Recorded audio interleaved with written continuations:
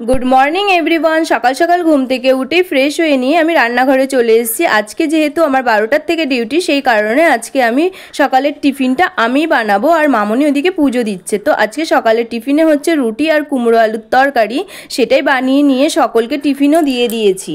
আর আজকে প্রচণ্ড রোদ্দুর দেখে আজকে ঠিক করেছি যত পিলো আছে, পিলো কভার আছে, তারপরে যা কিছু আছে সব রোদ্রে দেবো। তো কাচার জন্য যা যা জিনিস ছিল সেইগুলো ভিজিয়ে নিয়েছি আর ওদিকে পিলোগুলো রোদ্দুরে দিয়ে দিয়েছি।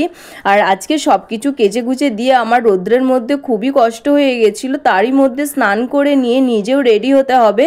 তো আমি রেডিও হয়ে নিয়েছি, তারপর নিজের টিফিনও গুছিয়ে নিয়ে তারপর সবাইকে টাটা করে আমি বেরিয়ে যাচ্ছি। আর আজকে যা রোদ্দুর বাইরে, বাপরে বাপ। যাই হোক, ডিউটিতে পৌঁছে গিয়ে তারপর আজকে ওই নিয়ে আসতে গেছিলো। তো ফেরার সময় আমরা দুজনে দাঁড়িয়ে একটু আইসক্রিমও খেয়ে নিয়েছি আর বাড়ি ফিরে ঠাম্মার সাথে একটু দাঁড়িয়ে দাঁড়িয়ে গল্প করছিলাম। আর শরীরটা একটু খারাপ লাগাতে মামনি একটু শরবত বানিয়ে দিয়েছিল, সেটাই খেয়ে নিয়েছি। আর মামনিকে বলে দিয়েছিলাম যে আজকে একটু জল দিয়ে ভাত দিয়ে রাখবে, আজকে একটু জল ভাত খাবো। তো তার জন্যে কটা ডালের বড়া আর পেঁয়াজ দিয়ে আলু মাখা করে নিয়েছি। আমরা সবাই রাত্রেবেলার ডিনারে আজকে জল ভাত আর হচ্ছে ডালের বড়া আর আলু মাখা দিয়ে ডিনার কমপ্লিট করি। তারপর আমার বাচ্চাগুলোদেরও খাইয়ে দিই। এইভাবেই আজকের দিনটা কাটে। টাটা এভরিওয়ান, দেখা হচ্ছে কাল।